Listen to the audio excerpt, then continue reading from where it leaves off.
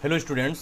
आज हम क्लास करने वाले हैं इंडियन पॉलिटी की जो वाइस प्रेसिडेंट ऑफ इंडिया, इसके बारे में हम विस्तृत से जानेंगे सारी चीज़ें। और जो यूपीएससी और जो पीसीएस के लिए स्टूडेंट जो प्रिपरेशन करने वाले हैं उनके लिए जो हम क्लास ले रहे हैं वो सबसे ज़्यादा इंपॉर्टेंट रहने वाली है, क्योंकि हम सारी चीज़ें डिटेल में डिस्कस करेंगे और उनको जो मेन इंपॉर्टेंट जो टॉपिक है और उनको एक अलग से पूरा फॉर्मेट बना के हम जो उनकी क्लास लेंगे, साथ में उनका पीवाईक्यू का भी डिस्कस करेंगे। तो चलते स्टार्ट करते हैं क्लासेस। तो हम आज वाइस प्रेसिडेंट के बारे में पढ़ने वाले हैं। इनका जो है भाग 5 में दिया गया है पूरा डिटेल्स में। जो इसके बारे में हम जानते हैं कि जो हमारी संघ की जो कार्यपालिका है वो भारत के संविधान के पार्ट 5 में दिया हुआ है। इस कार्यपालिका के जो महत्वपूर्ण अंगों में से एक है कि हमारे भारत के उपराष्ट्रपति, जो राष्ट्रपति के बाद में जो एक पद आता है वो हमारे उपराष्ट्रपति जी का आता है। क्योंकि जो अगर राष्ट्रपति रिज़ाइन करता है या राष्ट्रपति का जब पद खाली रहता है तो उस टाइम उन्हीं का जो पावर और शक्तियाँ जो कुछ टाइम के लिए, जैसे मान लो 6 महीने के लिए, तो वाइस प्रेसिडेंट ही संभालते हैं उनकी जगह। तो हमारा दूसरा जो सेकंड सर्वोच्च संवैधानिक पद है जो वाइस प्रेसिडेंट का है। अगला देखते हैं इसके बारे में। जैसे हमारा जो अमेरिका का जो उपराष्ट्रपति का जो पद है वो इससे जैसे इनकी जो स्थापना है उनके उद्देश्य से ही की गई थी, लेकिन वो इसके बारे में देखते हैं तो ये थोड़ा भिन्न है उनसे, क्योंकि जो सामान्य परिस्थितियों में ये विधायी कार्य संभालता है और असाधारण परिस्थितियों में ये कार्यपालिका का प्रमुख होता है, जो कार्यवाहक राष्ट्रपति के रूप में बन जाता है। इनका विश्लेषण इस प्रकार दिया गया है, जैसे अमेरिका और भारत के उपराष्ट्रपति के डिटेल से इनके बारे में डिफरेंस क्या क्या है इनके बारे में जानते हैं हम। जैसे उत्तराधिकार के बारे में, जैसे भारत का उपराष्ट्रपति के बारे में क्या है और अमेरिका के उपराष्ट्रपति के बारे में क्या है, इसके बारे में जानते हैं हम। यदि राष्ट्रपति का पद अचानक रिक्त हो जाता है तो उपराष्ट्रपति केवल तभी कार्यवाहक राष्ट्रपति के रूप में कार्य करता है जब तक कि नया राष्ट्रपति निर्वाचन न हो जाए, अधिकतम 6 महीने। और यदि राष्ट्रपति का पद रिक्त होता है तो उपराष्ट्रपति पूर्व राष्ट्रपति के शेष बसे हुए संपूर्ण कार्यकाल के लिए पूर्ण राष्ट्रपति बन जाता है। ये अमेरिका का है और ये है जो भारत का है। जो इसमें कुछ चीज़ों में समानता पाई जाती है, लेकिन कुछ चीज़ों में इसमें भिन्न है। और अगला आधार है जो है उस सदन की भूमिका। जो भारत के मामले में है ये राज्यसभा का पदेन सभापति होते हैं और इनका जो सदस्य ये सभापति होते हैं, लेकिन ये राज्यसभा के सदस्य नहीं होते हैं, सदन का सदस्य नहीं होते हैं। जबकि अमेरिका में संसद का उस सदन यानी सीनेट है, उनका पीठासीन अधिकारी होते हैं, वो सदस्य होते हैं। लेकिन भारत के मामले में देखें तो ये सदन का सदस्य नहीं होते हैं। संवैधानिक प्रावधान इस प्रकार दिया गया है, आर्टिकल 63 से लगा के 71 में इसका पूरा प्रावधान दिए रखा है। जो इनका प्रीलिम्स, हमारे जो प्रीलिम्स परीक्षा है यूपीएससी के, उसके अकॉर्डिंग बहुत सारा इंपॉर्टेंट है इसमें से जो हम देखते हैं। उसके अलावा जैसे आर्टिकल 63 में ये दे रखा है कि जो स्पष्ट घोषणा करता है कि भारत एक उपराष्ट्रपति होगा और एक पद देश की अखंडता और निरंतरता का प्रतीक है ये पद हमारे लिए। आर्टिकल 64 में ये निर्धारित करता है कि उपराष्ट्रपति राज्यसभा का पदेन सभापति होगा और वो कोई अन्य लाभ पद धारण नहीं करेगा। यानी जो हमारे उपराष्ट्रपति है या राष्ट्रपति है, ये जो कोई भी जैसे कोई भी सरकारी पद, यानी मान के चलो कोई भी लाभ का पद धारण नहीं करेंगे। यानी जैसे अगर ये उपराष्ट्रपति रहते हैं या राष्ट्रपति रहते हैं तो साथ में कोई भी लाभ का पद ये धारण नहीं कर सकते हैं। नहीं, ये साथ में कोई जैसे अगर इलेक्शन लड़ सकते हैं, जैसे मान के चलो विधानसभा या लोकसभा, क्योंकि उस टाइम इनको लाभ का पद धारण नहीं करना होता है। आर्टिकल 65 में दे रखा है कि राष्ट्रपति की मृत्यु या त्यागपत्र, निष्कासन या अन्य कारणों से पद रिक्त होने पर उपराष्ट्रपति का कार्यवाहक राष्ट्रपति के रूप में कार्य करना हो। यानी जो 65 में दे रखा है कि अगर जैसे राष्ट्रपति का पद जो है वो खाली हो जाता है, प्रेसिडेंट का पद खाली हो जाता है, तो जो वीपी होते हैं, वाइस प्रेसिडेंट होते हैं, वो उस पद पर मतलब ज्वाइन करते हैं कुछ टाइम के लिए, क्योंकि जो हमारे जो संवैधानिक पद है वो खाली नहीं रह सकता उसके लिए। फिर वापस इलेक्शन होता है तो फिर वापस ये अपने जैसे वाइस प्रेसिडेंट पे उस पर आ जाते हैं। हालांकि इस मामले में देखें तो इनकी जो वाइस प्रेसिडेंट वाली सुविधाएं और प्रेसिडेंट की सुविधाएं दोनों इनको मिलती है। जो आर्टिकल 66 में उपराष्ट्रपति के निर्वाचन की पद्धति, निर्वाचन मंडल की संरचना और उम्मीदवारों के लिए अनिवार्य योग्यता का विवरण है इसमें। आर्टिकल 67 में उपराष्ट्रपति का कार्यकाल, पद ग्रहण की तारीख से 5 वर्ष और उन्हें पद से विस्थापित करने की प्रक्रिया का उल्लेख है। आर्टिकल 69 में जो उपराष्ट्रपति द्वारा ली जाने वाली शपथ या प्रतिज्ञा का जो प्रारूप है, ये उनके द्वारा नियुक्त व्यक्ति की समीक्षा ली जाती है। यानी जो उनके द्वारा शपथ ली जाती है राष्ट्रपति, तो उनके द्वारा जो ली गई समीक्षा इनके द्वारा होती है। इसके अलावा 71 में जो दिया हुआ है, राष्ट्रपति या उपराष्ट्रपति के चुनाव से उत्पन्न ये जुड़े सभी संदेहों को, विवादों की जांच और निर्णय केवल सर्वोच्च न्यायालय द्वारा ही किया जाता है। यानी अगर राष्ट्रपति या उपराष्ट्रपति के इलेक्शन से संबंधित कुछ भी संदेह या विवाद है तो उनका निर्णय सिर्फ जो है हमारे सर्वोच्च न्यायालय यानी सुप्रीम कोर्ट ही निर्णय लेंगे और उनके द्वारा ही कोई कमेटी या जो भी है गठित की जाएगी। इनकी जो इलेक्शन प्रोसेस क्या है, क्वालिफिकेशन क्या क्या रिक्वायर्ड है, वो उसके बारे में जानते हैं हम। जैसे क्या क्या क्वालिफिकेशन मांगते हैं जब राष्ट्रपति और उपराष्ट्रपति के लिए। बहुत सारे मामलों में सेम ही है, कुछ चीज़ें जैसे थोड़ी बहुत अलग हो सकती है। जैसे उपराष्ट्रपति के जो निर्वाचन मंडल में संसद के दोनों सदनों के सदस्य शामिल होते हैं, और जबकि ये राष्ट्रपति और उपराष्ट्रपति के निर्वाचन मंडल के बीच सूक्ष्म अंतर समझना आवश्यक है हमें, क्योंकि जैसे लोकसभा और राज्यसभा के निर्वाचित और मनोनीत दोनों सदस्य भाग लेते हैं उपराष्ट्रपति के मामले में, और जबकि ये राज्य विधानसभा के सदस्य शामिल नहीं होते इसमें। और राष्ट्रपति के मामले में ये शामिल होते हैं, राज्यसभा के विधानसभा के सदस्य जो इलेक्टेड है वो शामिल होते हैं, और इस मामले में नॉमिनेट और मनोनीत दोनों सदस्य भाग लेते हैं, और राष्ट्रपति के मामले में नॉमिनेट भाग नहीं लेते हैं, ओनली निर्वाचित भाग लेते हैं। संविधान सभा का जो तर्क है जो बी आर अम्बेडकर साहब का है कि राष्ट्रपति पूरे देश का प्रमुख होता है, और इसके चुनाव में राज्यों की भूमिका अनिवार्य है, और इसके विपरीत उपराष्ट्रपति के सामान्य कार्य मुख्य रूप से राज्यसभा की बैठकों और संचालनों तक सीमित होते हैं। तो मतलब केंद्र के स्तर पर कार्य करती हैं ये, तो चुनाव में राज्य विधानसभाओं का भी शामिल करने की आवश्यकता नहीं समझी गई है। इसके अलावा अगला देखते हैं हम, जैसे इसकी जो चुनाव की पद्धति है वो किस प्रकार की है। जैसे चुनाव अनुपातिक प्रतिनिधि प्रणाली द्वारा होता है, इनके आधार पर होता है, जिसमें एकल संक्रमणीय मत है, जो गुप्त मतदान होता है, यानी उम्मीदवार के विजय होने के मतों का एक निश्चित कोटा प्राप्त करना होता है इनको। और जो इनके क्वालिफिकेशन है ये इस प्रकार है, जैसे एक तो ये भारत का नागरिक होना चाहिए, यानी राष्ट्रपति के मामले में भी सेम ही है कि उनको सबसे पहले भारत का एक नागरिक होना जरूरी है, उसके बाद में उनकी जो आयु है वो 35 वर्ष पूर्ण कर चुकी हो, और उसके बाद में ये राज्यसभा का सदस्य बनने योग्यता रखता हो। और जैसे अगर यूपीएससी बार बार क्वेश्चन पूछता है इससे कि राष्ट्रपति के लिए लोकसभा सदस्य बनने की योग्यता आवश्यक है या नहीं है, तो ये सबसे बड़ा ट्रैप है यूपीएससी एस्पिरेंट के लिए, क्योंकि इस टाइप के जो क्वेश्चन आते हैं और ये ध्यान नहीं देते हैं तो इस ट्रैप में वो फंस जाते हैं और जो छोटी छोटी मिस्टेक कर देते हैं। और इसके अगला है वो संघ सरकार या राज्य सरकार किसी स्थानीय प्राधिकरण के अधीन किसी लाभ के पद या ऑफिस ऑफ प्रॉफिट पर न हो। नामांकन की शर्तें हैं, प्रत्याशी के नामांकन पत्र पर कम से कम 20 प्रस्तावक और 20 अनुमोदक सदस्यों के हस्ताक्षर होने आवश्यक है। इसके साथ ही भारतीय रिजर्व बैंक यानी आरबीआई में 15,000 रुपये की प्रतिभूति जमा करवानी होती है उनको। ये जो है ये मैं आपको इसमें से 2 चीज़ नोट करवा देता हूँ। एक तो ये नामांकन की शर्त है, यानी जो 20 प्रस्तावक और अनुमोदक वाला है ये आप नोट कर देना। उसके अलावा जो बनने की योग्यता है इसके बारे में भी ध्यान से देख लेना, और लाभ का पद वाला भी आप नोट कर सकते हो। ये पीवाईक्यू में बहुत बार क्वेश्चन पूछे गए हैं यूपीएससी में, तो पीवाईक्यू में मिल जाएगा ये सारी चीज़ें आपको। तो आपको स्पेशली उन चीज़ों पे ज़्यादा फोकस करना जो बार बार रिपीट हो रही है। इसके बारे में देखते हैं, जैसे पदच्युत या कार्यकाल के बारे में समझते हैं हम। जो उपराष्ट्रपति का जो कार्यकाल सामान्य पद ग्रहण करने के तीसरे 5 वर्ष का होता है, यानी स्वयं से राष्ट्रपति को सम्मत कर अपना त्यागपत्र दे सकते हैं 20 में भी, लेकिन इनका जो अगर कार्यकाल सामान्य 5 वर्ष का होता है। इनके जो हटाने की जो प्रोसेस होती है वो आर्टिकल 67B में राष्ट्रपति को उनके पद से हटाने की प्रक्रिया दे रखी है, जो सामान्यतः महाभियोग से भिन्न है। जो जैसे कि प्रस्ताव की शुरुआत है जो इस प्रकार की जाती है, यानी राष्ट्रपति को जो हटाने का संकल्प है ये केवल राज्यसभा में ही पेश किया जा सकता है, लोकसभा में नहीं। यानी लोकसभा में इसका जो प्रस्ताव है वो पेश नहीं किया जा सकता, जो उपराष्ट्रपति को हटाने का केवल राज्यसभा में ही किया जा सकता है। और राष्ट्रपति के मामले में तो आप देख सकते हो कि किसी में भी कर सकते हो। और इसके अलावा जैसे हाँ, ये आपको ध्यान रखना है, ये भी इंपॉर्टेंट है, छोटी छोटी चीज़ें ये ध्यान रखने योग्य है। अनिवार्य नोटिस, ऐसा कोई भी प्रस्ताव लाने से पहले उम्मीदवार को सदन की लिखित पूर्व सूचना देना आवश्यक है, जबकि दोनों में सेम है। राष्ट्रपति को भी यही देना होता है और उपराष्ट्रपति को भी यही देना होता है, नोटिस देना होता है पहले 14 दिन के लिए, और उनको कारण भी जानने का हक है इसके मामले में। राज्यसभा का प्रभावी बहुमत, इस प्रस्ताव को राज्यसभा द्वारा अपने प्रभावी बहुमत से पारित होगा। प्रभावी बहुमत का तात्पर्य सदन को तत्कालीन कुल सदस्यों के बहुमत से जो कुल सीटें रिक्त होती है।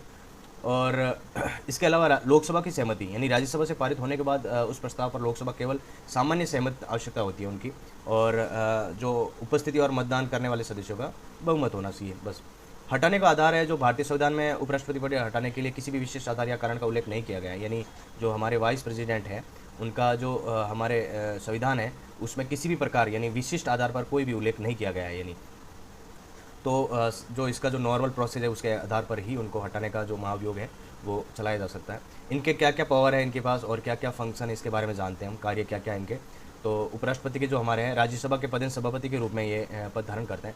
वो राज्यसभा का पीठासीन अधिकारी होते हैं और सदन की कार्यवाही, अनुशासन और नियमों के निर्धारण वही करते हैं, और राज्यसभा का सदस्य नहीं होते हैं ये, इसलिए ये प्रथम दृष्टया मतदान नहीं कर सकते। परंतु किसी जैसे विधेयक पर पक्ष में विपक्ष के मत बराबर हो जाए तो अपने निर्णायक मत का प्रयोग करते हैं ये। मतलब मान के चलो कि ये राज्यसभा के सदस्य नहीं होते हैं, लेकिन अगर जैसे मान के चलो किसी विधेयक पर जो पक्ष और विपक्ष दोनों के जो मतदान है वो बराबर हो जाए, यानी दोनों के जो मतदान है वो बराबर हो जाए, तो जो निर्णायक मतदान है वो जो हमारे वाइस प्रेसिडेंट है वो निर्णायक मतदान कर सकते हैं। वो उनकी अपनी जो निजी सहमति उसके आधार पर होती है।